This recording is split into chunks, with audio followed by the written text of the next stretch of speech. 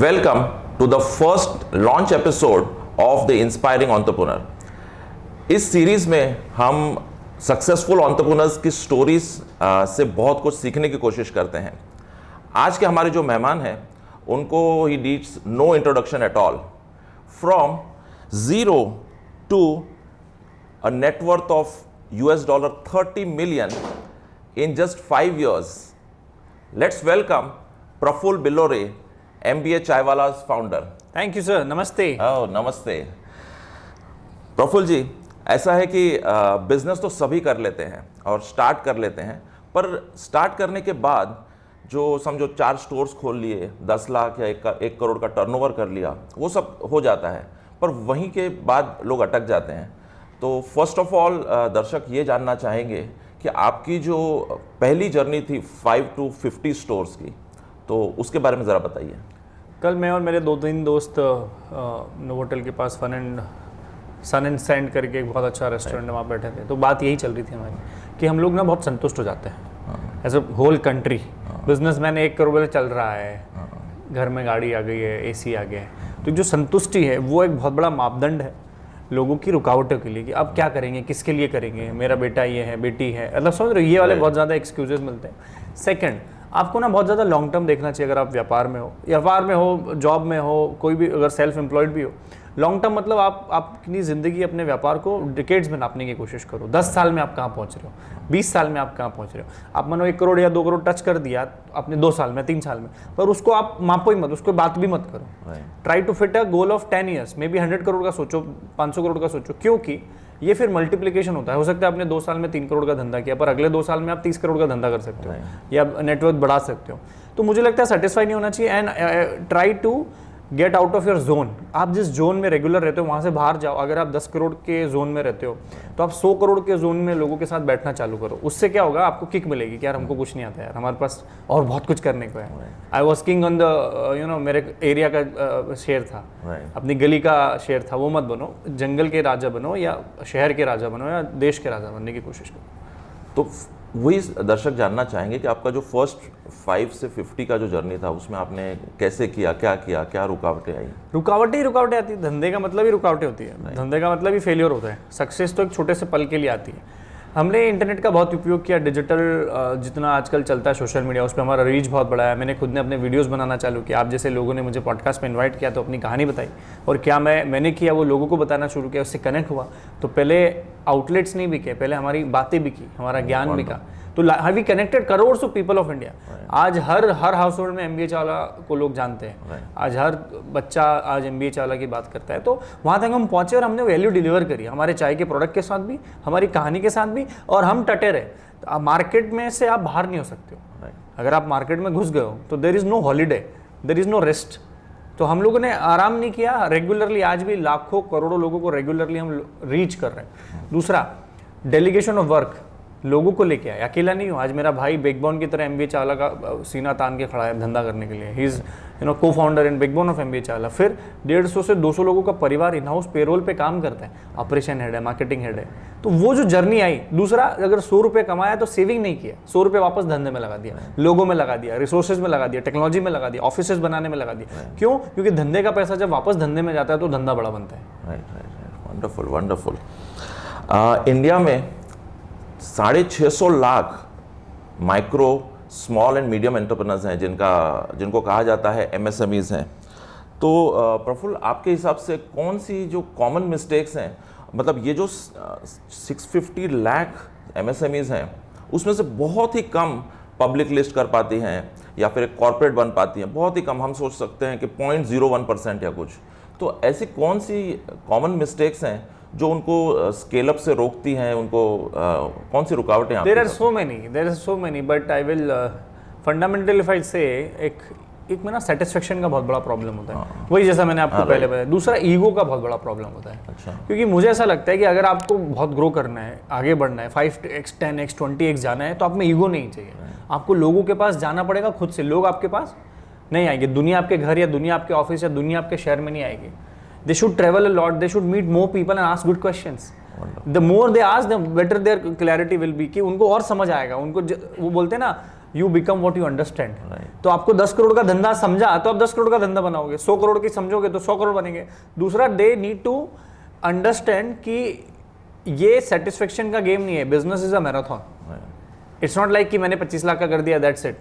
आप आपके एरिया में आप होंगे, पर अपने बाहर एरिया से बाहर जाओगे तो आपको और पता चलेगा कि दादाजी और परदादाजी भी है। Fourth thing, they should technology को और डेलीगेशन ऑफ वर्क को उनको अप्लाई करना चाहिए, क्योंकि बहुत सारे लोग चाहते हैं कि मैं ही दुकान पे बैठूँ, मैं ही धंधे में रहूँ, मैं दिन भर सब करूँ। शुरू में आप करो, बट एक हद के बाद आपको धंधे से बाहर निकलना पड़ेगा। पैनोरमा व्यू से आपको बिजनेस को देखना चाहिए। आप आपकी दुकान से बाहर निकल के ऊपर से देखोगे तो आपको पता चलेगा मार्केटिंग खराब है। अभी क्या है, जैसे आप धंधे में दिन भर रहते हो ना, MSMEs का क्या गलती मेरे को लगता है, वो फिर उनको कचरा दिखेगा, सर्वेंट अच्छे से गाड़ी नहीं चलाएगा तो उसको चिल्लाएगा। तो वो चीज़ों से बाहर निकलना पड़ेगा। As a founder, as a company, MSMEs chairman बोलो, MD बोलो या ऑनर बोलो, आपको बहुत बड़ा पर्सपेक्टिव लेना चाहिए और खर्चे पे ध्यान देना चाहिए। कौन सा? इन्वेस्टमेंट वाला। सेविंग मेंटेलिटी ज़्यादा नहीं रखनी चाहिए। एग्रेसिव बिजनेसमैन वही होता है जो सेविंग में काम ना करे, पैसा और कमाए। You become rich by making more money, not by saving. Nobody is become rich by saving. So that mentality change होना चाहिए और दुनिया को देखना चाहिए। उन लोगों को ट्रैवल करना चाहिए, खुद के सेल्फ डेवलपमेंट में भी खर्चा करना चाहिए। मैं कई लोगों को देखता हूँ, उनकी सेल्फ डेवलपमेंट बढ़ती नहीं है ऑनर्स की, वो उनकी पर्सनालिटी, उनका कम्युनिकेशन में चेंज नहीं आता है। तो जैसा कि मैं बोलता हूँ कि सेनापति है तो पूरी सेना है, वैसे फाउंडर अगर chairman and MD and owner अच्छा है, एग्रेसिव है, काम करता है, लोगों से मिलता है, तो उसकी कंपनी भी ऐसी है, वो पूरा इफेक्ट पीछे पड़ता है। तो we should understand this.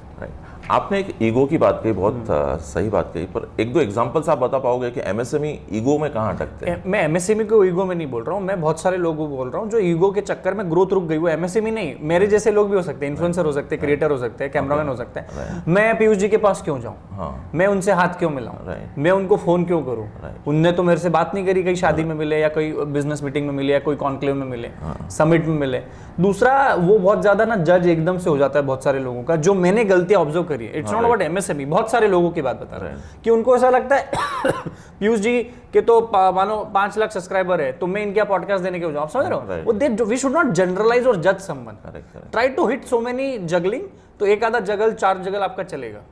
Wonderful wonderful. मेरे लास्ट 30 साल के कॉर्पोरेट और बिजनेस जर्नी में मैंने देखा है कि बहुत सारे कॉर्पोरेट प्रोफेशनल्स और स्पेशली सीनियर प्रोफेशनल्स वो बोलते हैं मुझे बिजनेस स्टार्ट तो करना है, मैं जूझ रहा हूँ, मुझे सेटिस्फेक्शन नहीं है, मेरे दिल में एक इच्छा है, पर मैं EMIs में अटका हूँ, मुझे पता नहीं चलता है कौन सी नीश से चालू करूँ, मैं जो कर रहा हूँ शायद उसका मार्केट नहीं है, या तो मेरे पास रिसोर्सेस नहीं है, या मेरे पास फैमिली सपोर्ट नहीं है। तो वो अटक जाते हैं और वहीं अटके पड़े रहते हैं 5 साल 10 साल 15 साल तक, और फिर एक दिन शायद रिटायर हो जाते हैं। आपकी स्टोरी है, अगर आप MBA कर लेते और कहीं कॉर्पोरेट जॉब ही कर लेते तो शायद मतलब आपके जैसे तो काफ़ी लोग ऐसे अटक जाते हैं, और आपने तो डेफिनेटली वो नहीं किया।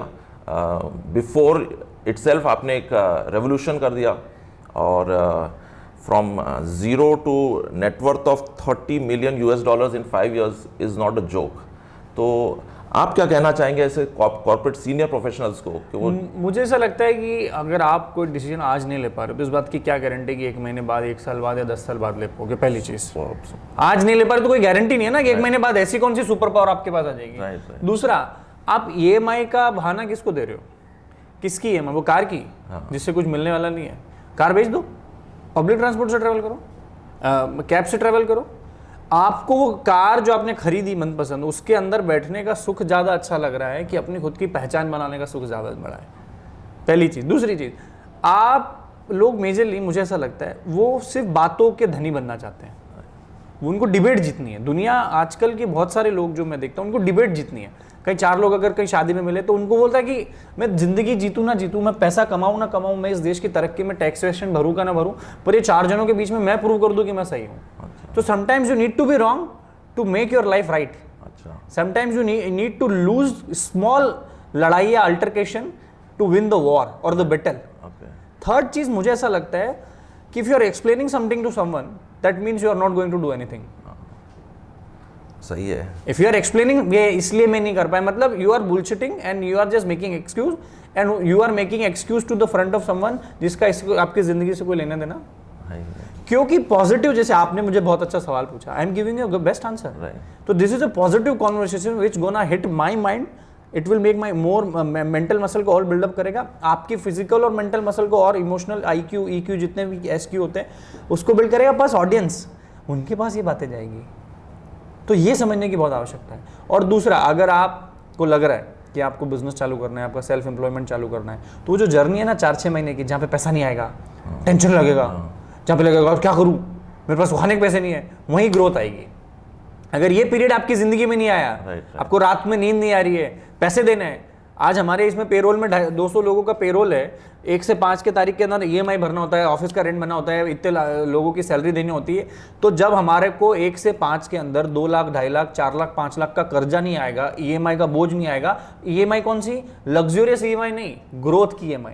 कार की EMI लग्जूरियस EMI है, पर ऑफिस की या पेरोल की EMI ग्रोथ की EMI है। कौन सी? पर्सनल भी और बिजनेस की। तो जब तक 1 से 5 का वो टेंशन नहीं आएगा, तो हम बाकी के 25 दिन काम नहीं करेंगे ना।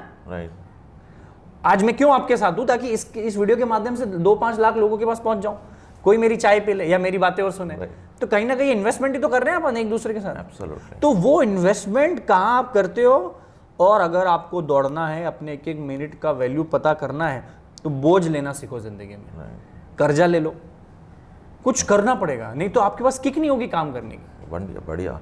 तो जैसे ये इसके लिए भी सूट होता है किसी का फ्लैट का EMI हो। अभी नेक्स्ट सवाल ये है कि एज अ बिजनेस कोच मैं बहुत सारे बिजनेस ओनर्स को कोचिंग देता हूँ, और पता चलता है कि वो 10-12 साल इस उलझन में निकाल लेते हैं कि मैं मेरे कंपनी का ब्रांड प्रमोट करूँ या खुद का ब्रांड प्रमोट करूँ। तो personal brand versus company brand, किसको महत्व दूँ, किसको ग्रो करूँ? और आई थिंक बहुत सारे साल निकल जाते हैं, बिजनेस को छोड़ भी देते हैं, तब तक वो ग्रो नहीं कर पाते।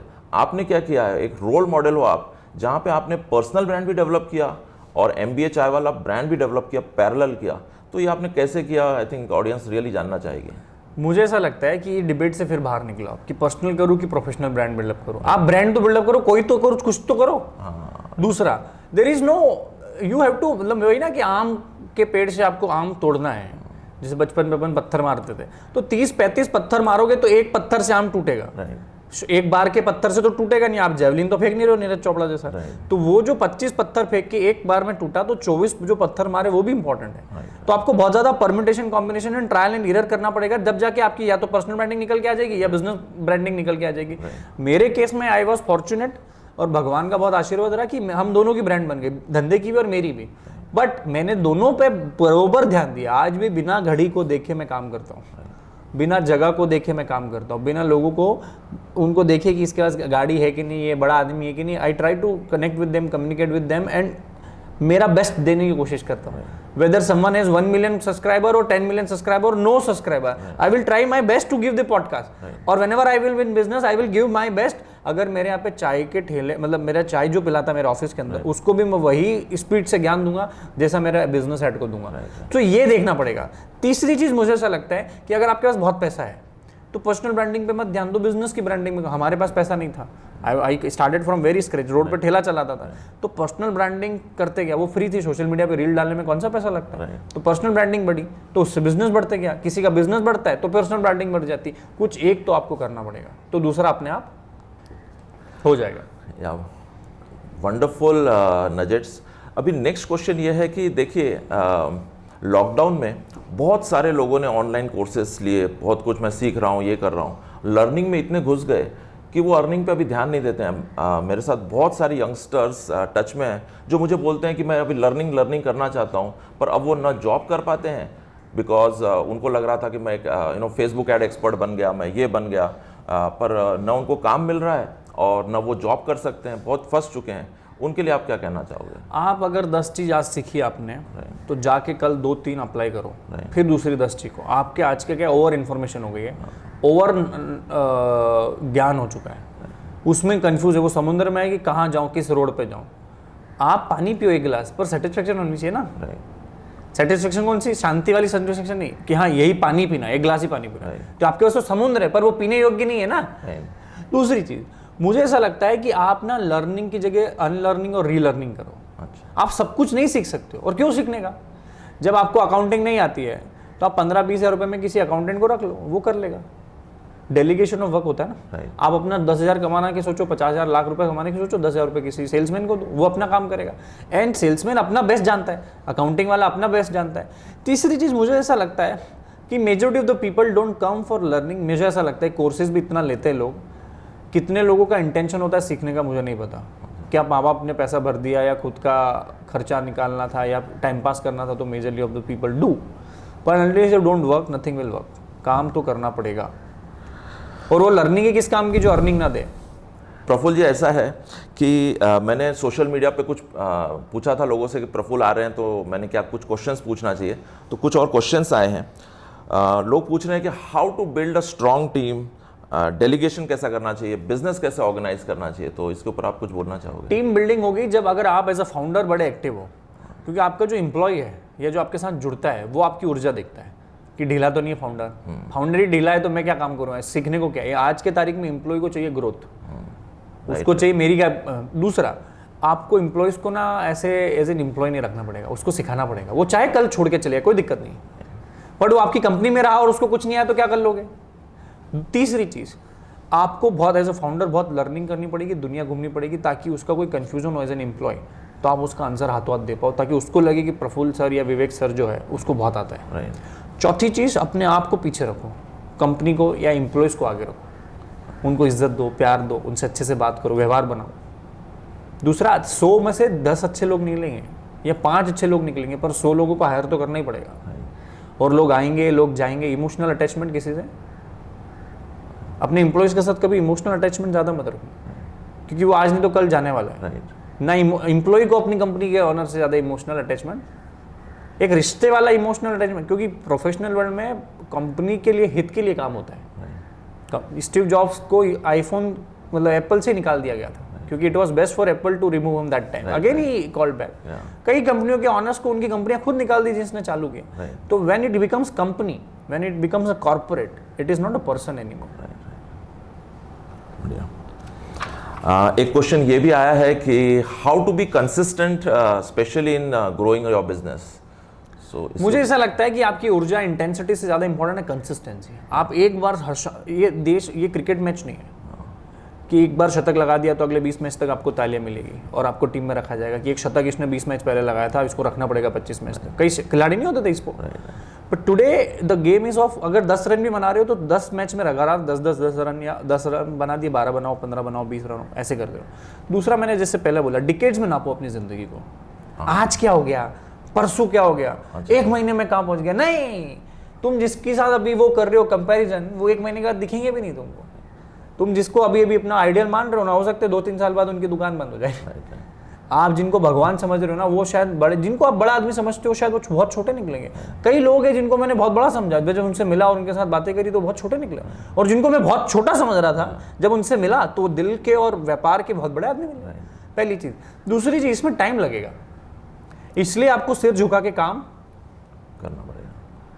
तीसरा, आप पैशनेट हो नहीं हो, आपको एनर्जी आती है नहीं आती है, आप जैसे ये कैमरामैन भैया, इनको काम करना ही है ना, कैमरा तो फिट करना ही है, तो चुपचाप करो। अपने को शूट करना है, कर रहे हैं ना। ये भाई ने जिसने स्टूडियो बना दिया ना, कमा रहा है ना 2000 रुपये। लॉन्ग टर्म गेम समझो, और ज़िंदगी बहुत लंबी है, बहुत लंबी है। हमको लगता है ख़त्म हो जाएगी। सोशल मीडिया से थोड़ा बाहर आके अगर दुनिया को देखोगे ना, बड़ी शांत है दुनिया, बहुत धीरे चल रही है। एक क्वेश्चन और भी आया है कि आपने अक्रॉस स्टेट्स, अक्रॉस रीजन्स अपने बिजनेस को ग्रो किया है, तो क्वेश्चन ये है कि अक्रॉस स्टेट जहाँ पे कल्चर अलग है, पॉलिसीज स्टेट लेवल पे अलग होती हैं, बिजनेस फंक्शनिंग अलग होता है, तो बिजनेस को जब अगर स्केल अप करना है ऐसी सिचुएशन में, तो आपने क्या चैलेंजेस फेस किए या आपके क्या टिप्स हैं उनके लिए? देखो, अब ना पूरी दुनिया एक जैसी हो गई, ग्लोबली हो गई, वसुदेव कुटुंबकम जैसा काम हो गया है। दूसरा, हमें लगता है उनका कल्चर, खाना पीना रहना अलग हो सकता है, पर उनकी जो हैबिट्स है, कंज्यूमर बिहेवियर, वो मेजरली सेम ही है। टेस्ट अलग हो सकता है, तो वो थोड़ा ऊपर नीचे हो सकता है, कस्टमाइजेशन हो सकता है। तीसरी, आपको उनके लोगों के बीच जाना पड़ेगा, उनको समझना पड़ेगा और उस हिसाब से कोई प्रोडक्ट बनाना पड़ेगा, उनके लोगों से रिश्ता बनाना पड़ेगा। भाई बेंगलोर में बिजनेस करना है, कर्नाटका, तो जाना पड़ेगा पहले 10-15 ट्रिप ऐसी बिना किसी प्रॉफिट के या बिना किसी फायदे के मिलेगी, जरूरी नहीं है। आपको जाना पड़ेगा, नेटवर्क बनाना पड़ेगा, सोशल मीडिया का उपयोग करना पड़ेगा ना। ऑन डिजिटल दुनिया में अगर देखो तो सारे लोगों का बिहेवियर तो वही, लाइक शेयर कमेंट तो सब एक ही जैसा कर रहे हैं, या वीडियोस तो सब एक ही बना रहे हैं ना। तो इतना डिफिकल्ट नहीं है जितना हम समझते हैं, और it is easy to do business outside your zone compare to your own zone, because you will make money from strangers. But audience would also like to know, मतलब आपका क्या एक्सपीरियंस रहा? हमारा एक्सपीरियंस, हमारा तो ग्लोबली हम लोगों ने टच किया लोगों को पहले हमारे वीडियोस के माध्यम से। हमने पहले उनको ज्ञान दिया, उनको वैल्यू एडिशन दिया, पॉडकास्ट के माध्यम से उनके सवालों के जवाब दिए, तो लोग हमसे इंप्रेस हुए, लोगों को फ़ायदा हुआ, उनकी ज़िंदगी के जवाब मिले उनके सवाल थे। तो वहाँ पे हमने पहले वो किया। दूसरा, हम लोग वही बोला ना, लोगों से मिलने गया मैं हैदराबाद ट्रैवल किया, कोयम्बटूर ट्रैवल किया, कच्छ गया, कश्मीर गया, तो समझा लोगों से, फिर उस हिसाब से डिज़ाइन किया प्लान, फिर फेसबुक एड्स हो गया या सोशल मीडिया हो गया, ऐसे कनेक्ट किया, फिर वहीं के लोगों को हायर किया। अच्छा, जो वहाँ के लोकल लोग हैं उनको हायर किया, सेल्समैन को, मार्केटिंग वाले को, ताकि उनको समझे, वहाँ के लोगों को लोकली बता पाया। समझो अमेज़न इंडिया है, अमेज़न बांग्लादेश होगा, अमेज़न अफ्रीका होगा, उन्होंने उस लैंग्वेज के, उस जगह के लोगों को हायर किया होगा ना, तो वो हमें भी करना पड़ता है। आप तो अभी यूएस भी रहकर आए, आई थिंक एक महीने के लिए, राइट? तो वहाँ भी आप इसीलिए गए थे, right? We are expanding our business, MBA Chawla group of companies in US now and Canada. हाँ, वंडरफुल वंडरफुल। और एक सवाल आया है, आई थिंक ये आखिरी सवाल है, और ये है कि आपने आपका बिजनेस ग्रोथ किया नेटवर्क के थ्रू, तो network of vendors, network of franchises, network of even employees का भी एक नेटवर्क होता है, तो आपने कैसे किया और उसके लिए आपके क्या टिप्स हैं? Network is very important. Go out and meet people in the group. EChai ने बहुत मदद करी। BNI में भी मैं था शुरू में, एक आध साल के लगभग, बहुत मुझे BNI ने सिखाया। एम्प्लॉयज़ रहा, मेरे एम्प्लॉयज़ भी अभी BNI का पार्ट है, इंदौर और अहमदाबाद में, वहाँ रहा। फिर forums.in करके अहमदाबाद में अमित भाई का बहुत अच्छा स्टार्टअप है, उस पर जाके इवेंट्स का हिस्सा बना। दूसरा, मीटअप करके, जैसे US में भी गया था, मीटअप करके एक वेबसाइट है, वहाँ पे जाके लोगों से मिला, फिर अपनी कहानी बताई लोगों को, 10 लोगों में बताई, फिर 100 लोगों में बताई, फिर 1000 लोगों में बताई। कॉन्फिडेंस आया, उनको आगे जाके बताया कि ऐसे मैं हाथ मिलाऊँ मुझसे, हाय पीयूष जी, मेरा नाम प्रफुल्ल है, मैं MBA चावला हूँ, मेरे इतने आउटलेट से मैं ये करता हूँ, खुद आगे करके बोला, भले ही ना पूछे। तो ऐसे करके लाखों लोगों के पास गया, फिर नंबर लिया उनसे, मेरा नंबर व्हाट्सअप, उनको फ़ोन किया, हाथों हाथ उसने सेव किया, क्योंकि बाद में सेव नहीं करे, भरोसा नहीं, हाथों हाथ सामने बैठेगा तो सेव कर लेगा। तो फिर स्टेटस डालते रहते हैं व्हाट्सअप पे, इंस्टाग्राम पे फॉलो करवा लिया, ट्विटर पे फॉलो कर लिया, ताकि वो मेरी ज़िंदगी में एक बार मिला, मुझे फॉलो करे वो, कि उसको दिखे कि मैं क्या कर रहा हूँ। तो उनको कनेक्ट करना पड़ेगा लोगों से, और फिर उनकी प्रोफाइलिंग देखनी पड़ेगी कि वो लिंक्डइन पे क्या लिखते हैं। कि मानो कोई सेल्स हेड है किसी कंपनी का, तो उससे बात करो, भाई मेरे को भी सेल्स के लोग चाहिए, कोई कम्युनिकेशन सिखाता है, जैसे आपने मेरे को बहुत सारी चीज़ें सिखाई। तो नेटवर्क करो, फिल्टर करो, और आदमी से उसकी बातें मत करो, सिर्फ उससे काम की बातें करो, या बात का काम करो, बात करके काम भी करो उसमें। अच्छा, वंडरफुल। जैसे मैंने स्टार्टिंग में कहा कि फिल्म स्टार और क्रिकेटर्स यही रोल मॉडल्स थे, आई थिंक 5 साल पहले। आप एक बहुत बड़े रोल मॉडल हो क्रोर्स ऑफ इंडियन यंगस्टर्स के लिए, specially when it comes to entrepreneurship. तो एंटरप्रेन्योरशिप डेवलपमेंट कोई आपसे अगर सीखना चाहता है तो कोई तरीका है? हर दुनिया में हर चीज़ का एक तरीका है, वो है काम करना। आपको, आपने पढ़ाई नहीं करी, कोई बात नहीं, आपको हेलीकॉप्टर बनाना है, जहाँ हेलीकॉप्टर बनता है वहाँ झाड़ू लगाओ। अच्छा, रोज़ देखो कि हेलीकॉप्टर में ये वाला पंखा फिट करते हैं, ये वाला इंजन फिट करते हैं, उसको देखो, कॉपी पेस्ट भी कर दोगे तो कहीं ना कहीं पहुँच जाओगे। दूसरा, it's again the long term है, 1-2-4 महीने में कुछ भी नहीं होगा। आपको हो सकता है 4-6 महीने तो समझ भी नहीं आई कि करना क्या है, पर आप युद्ध भूमि में रहोगे तो कुछ ना कुछ तो फिगर आउट कर लोगे। तीसरा, जैसे बॉडी है, तो ये गर्दन है, गर्दन के ऊपर हमारे क्या क्या है, कान, ये नाक, मुंह और मस्तिष्क। बहुत ज़्यादा इंटेलिजेंट और अच्छे लोग होते हैं, वो इसका उपयोग करते हैं, अच्छा दिखते हैं, इंटेलिजेंट होते हैं, अच्छा पढ़ते हैं, अच्छा बोलते हैं, बट नीचे का उपयोग नहीं करते, क्या, हाथ और पैर का। कुछ लोग मजदूर होते हैं, वो हाथ और पैर की बहुत मेहनत करते पर बोलते नहीं आता, अच्छा नहीं देखेंगे कंटेंट, मस्तिष्क का काम नहीं करते। जिस व्यक्ति ने इन दोनों को मिक्स किया वो सफल होता है। हार्ड वर्किंग अगर आप हो तो उसमें इंटेलिजेंस डालना पड़ेगा, और इंटेलिजेंट हो तो उसमें हार्ड वर्क डालना पड़ेगा। जिस दिन मस्तिष्क का उपयोग और पसीना मिक्स हुआ, उस दिन सफलता मिलेगी। एग्जाम्पल, जिससे मैं वही बोल रहा हूँ ना, बहुत इंटेलिजेंट सॉफ्टवेयर टेक्नोलॉजी बनाते होंगे, या IIT के बच्चे होंगे, IIM के होंगे, या मेरे जैसे बच्चे होंगे, हम सोफे पे बैठे रहते हैं, आलसी रहते हैं, हम लोग घर से बाहर नहीं जाएंगे, किसी से मिलने नहीं जाएंगे, मैं ट्रैवल क्यों करूँ, सब मेरा फ़ोन पे हो जाना चाहिए। और मजदूर आदमी दिमाग नहीं लगाएगा कि जहाँ मैं मजदूरी कर रहा हूँ, वही सत्यनारायण की कथा में हमारे पुराणों में बताया गया ना, पहले वो आम की लकड़ी काटता था तो उसको 100 रुपया मिलता था, तो कोई महानुभाव आए, उन्होंने बोला कि तू चंदन की लकड़ियाँ काट, और चंदन की लकड़ियाँ मार्केट में दे। तो लकड़ी तो लकड़ी है, और जिससे काट रहा है वो भी कुल्हाड़ी है। तो अब काई की काटी, उसने चंदन की लकड़ियाँ काटी और बेचने लगा, अब उसको 5,000 रुपये मिलने लगे। काट तो लकड़ियाँ ही रहा है ना। तो वो कहाँ काटना है, अब एक कहानी बताता हूँ। एक पहाड़ पे एक गाड़ी खराब हो जाती है, तो एक बंदा आता है, वो उस गाड़ी के पास रुकता है। जैसे आपकी गाड़ी खराब हो गई तो मेरे को तो क्या हो गया भाई, मुझे मेरी गाड़ी खराब हो गई, सही कर दो। तो बोनट उठाता है, एक हथौड़ा लाता है अपनी गाड़ी में से, वो बंदा वो एक हथौड़ा मारता है, गाड़ी स्टार्ट हो जाती है। तो बोलता है अरे थैंक यू, आपने एक हथौड़ा मारने से मेरी गाड़ी स्टार्ट कर दी। तो कर्टेसी में आदमी पूछता है कितने पैसे हुए, तो बोले 10,000 रुपये। तो पीयूष जी आप बोलोगे एक हथौड़ा मारने के 10,000 रुपये?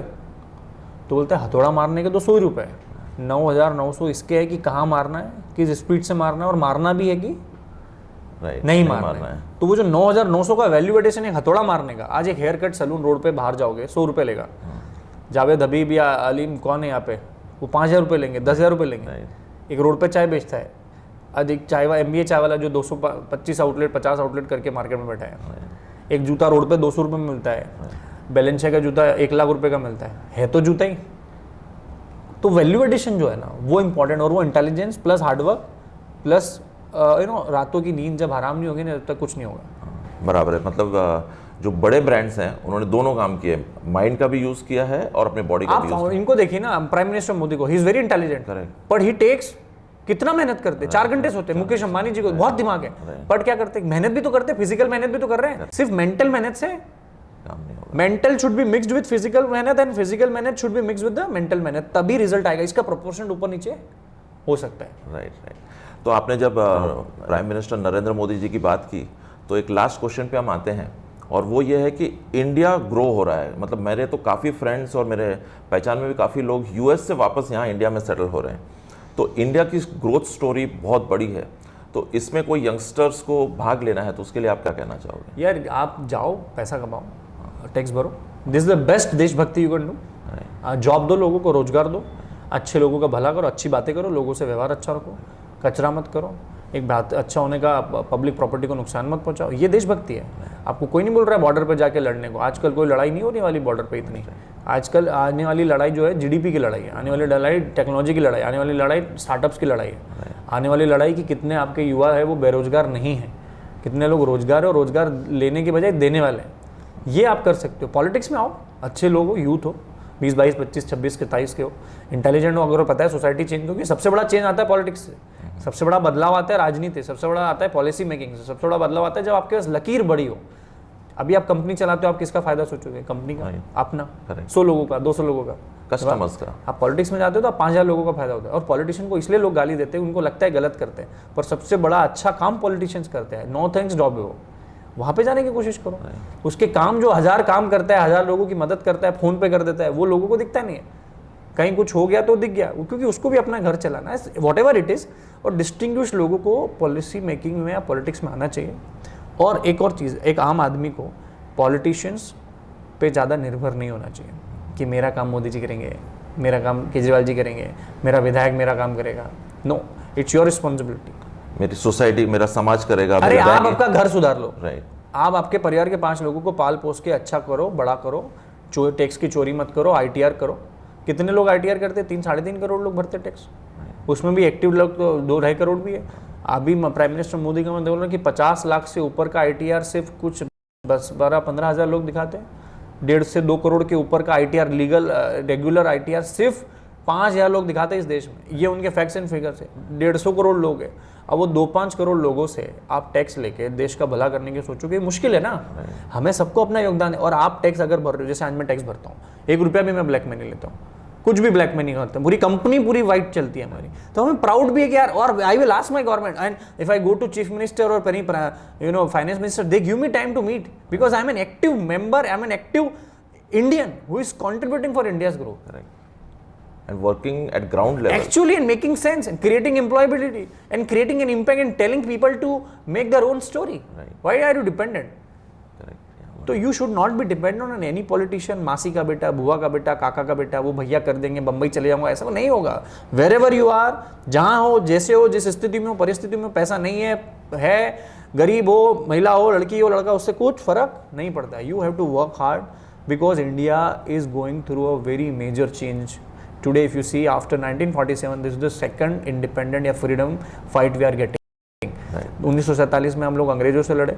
आज की तारीख में 2024 की लड़ाई कौन सी है, 25 की लड़ाई कौन सी है, 2030 की लड़ाई है पावर की, सॉफ्ट पावर की, ग्रोथ की, जीडीपी की, अपनी खुद की पहचान बनाने की, सबसे ज़्यादा जीएसटी कलेक्शन करने की, जीडीपी में दूसरे तीसरे या पहले नंबर पर जाने की, एम्प्लॉयमेंट की, हर जगह विकास की, इंफ्रास्ट्रक्चर की, रेलवे की. आज देखो स्थिति कितनी तेज हो गई है. एयरपोर्ट्स पे आप जाओगे तो भीड़ रेलवे स्टेशन ज़्यादा लग रही है. मैंने खुद ने पिछले 1.5 साल में 250 फ्लाइट्स लिए. एंड आई नो कि एक जो बंदा स्लीपर चप्पल में आता है वो भी फ्लाइट्स में बैठ रहा है. उसकी एस्पिरेशन बढ़ रही है, उम्मीदों से भरा है, वो रिस्क लेने लगा है, वो घूमने लगा है दुनिया, वो समझ रहा है, वो पूछ रहा है. आज घुएगा, घबराएगा, पैसे कमाएगा, 2-5 साल में उसकी जिंदगी बढ़. करोड़ों लोगों की अगर 1-1 लाख की इनकम बढ़ती है तो कितने लोग बढ़ते हैं. आज एक ऑन एन एवरेज एक गाँव में 150 लोग हैं, और अगर 10-10 हज़ार रुपये भी कमाने लगे बच्चा, अगर युवा मेरी उम्र का, तो एक गांव का इकोनॉमी 15-20 लाख रुपए महीना बढ़ेगा. साल का 3 करोड़ होगा. 6.5 लाख गांव है इस देश में. See the number, see the magic. We are the future. India, I am totally bullish on India, totally bullish on India. Wonderful. So एक लास्ट मैसेज कुछ बिजनेस ओनर्स जानना चाहेंगे आपसे जो स्केल अप करना चाहते हैं. उन्होंने बिजनेस को एक लेवल पर लाया है, स्टेगनेंट हो चुका है, 5 साल 10 साल तक वही जगह पे हैं. तो इस इंडियन बिजनेस ओनर्स को जो स्टक हो चुके हैं उनके लिए आपका क्या मैसेज है? You should not work for money. You should not work for fame. If you are working for money and fame, you will not either money भी नहीं आएगी, fame भी नहीं आएगा. You have to work because you have to work. And जब तक आप जिंदा हो, आपको काम तो करना है, तो खुशी से करो.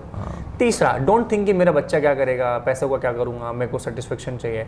आपका काम ही आपकी खुशी होना चाहिए. चौथा, मुझे ऐसा लगता है कि अपने कंफर्ट जोन से बाहर जाके लोगों से पूछो, सवाल पूछो, ग्रो करो, और अपने नए नए दोस्तों को बनाओ जो आपसे बहुत पैसे में भी उम्र दराज हो, अनुभव में उम्र दराज हो, जिंदगी जिन्होंने ज़्यादा देखी, उनसे सीखने को मिलेगा. उनसे के साथ बैठो जो बकवास ना करें, जो बुराइयाँ ना करें. उनको वो क्षेत्र छोड़ दो जहाँ पे वो अकेले रहो. चांद को देखो, पानियों में पत्थर फेंको, पर किसी के साथ बकवास मत करो. सो जाओ. सच कह रहा हूं मैं, क्योंकि ये आपका मेंटल मसल को पॉल्यूट कर रहा है. इसलिए आपका प्रॉब्लम कर रहा है. आप मेंटल मसल को डिस्ट्रॉय कर रहे हो, आप मेंटल मसल को पॉल्यूट कर रहे हो, आप मेंटल मसल को एक तरीके से उसकी नसों को काट रहे हो बकवास करके. ये शब्द मुझे उपयोग नहीं करना चाहिए, पर दिस इज नॉट. मत करो. नहीं तो शांत रहो, सो जाओ, किताब पढ़ो, अकेले बात करो, मम्मी पापा से बात करो, झाड़ू लगाने लग जाओ, पर बकवास मत करो. Sure. So thank you very much Praful, thank you show में आए.